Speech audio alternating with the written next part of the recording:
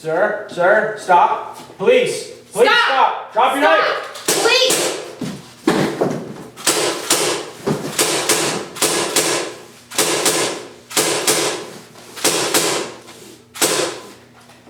Cease fire!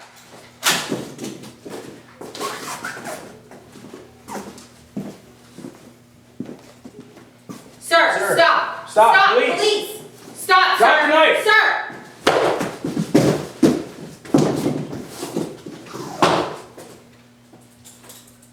You have the right to remain silent.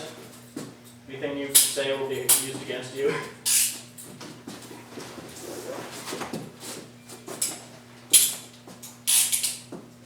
Sir, stop. Police, drop the knife. Drop the knife.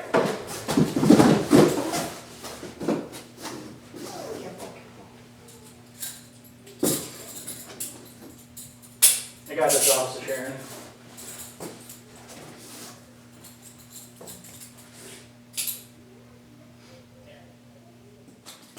So we just did the scenario, the reenactment of the gentleman that was shot 16 times by the police, and it made me really sad to try and reenact that.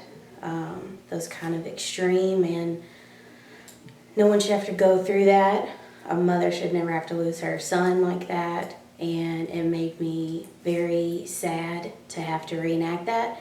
But we showed other ways that that could have been handled, and hopefully they'll take that into consideration next time anybody's in that kind of situation. C for Freddie Lee here. We just did a reenactment of the Chicago shooting where the police officer shot the teen 16 times. The teen had a knife, and basically I used to be a police officer myself. I went to the Chicago Police Academy. I know what type of training that they receive, and I practice martial arts. I've been practicing for a very long time, so I have, my feedback on what should have been done. Obviously, he shouldn't have been shot 16 times. In my opinion, he shouldn't have been shot at all. There were 5 officers on scene. 5 people that can't handle one teenager with a pocket knife, that's a huge problem. How could you not handle one teenager with 5 people? One officer would be able to take the person down, no problem. They have other tools to use. They have tasers. They have mace. They could have used a taser. They could have used mace. Empty hand techniques. They could have just gave him a roundhouse kick. They could have just immediately got him into an arm bar to get that knife out of his hand. And they could have used the baton easily just to hit him in the thigh really hard, and then basically disarm his knife. There was absolutely no reason to shoot him at all. And another thing is he didn't commit any forcible felony. It's not like he robbed a bank, and it's not like he just killed a bunch of people. I mean, this was just a teenager that just basically wasn't there at that moment. He was on PCP, and he just wasn't able to listen to directions, and that doesn't mean that just because he's walking away doesn't mean that his life deserves to be ended. So I could feel the uproar, the reasons of why people are protesting, and I just wanted to make this video just to give my feedback on how the hit situation could have been handled a little bit differently. Hopefully officers across the entire nation could learn that, hey, to basically take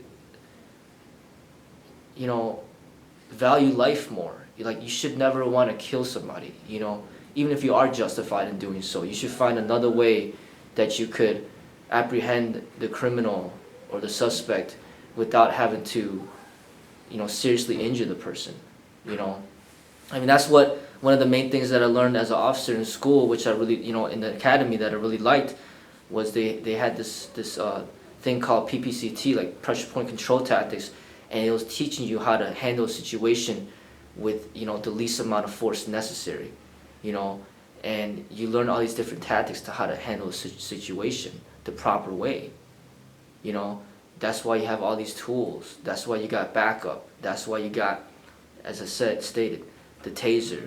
That's why you got the mace. That's why you got the baton. That's why they train you in empty hand techniques. You know, like there's a lot of different ways that you can handle the situation.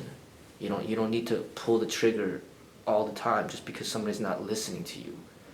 You know, so I hope that this could be a learning lesson for all the officers out there, and you know, also for the people out there that encounter the police, just to listen to what they say. You know, if they tell you to stop, then stop.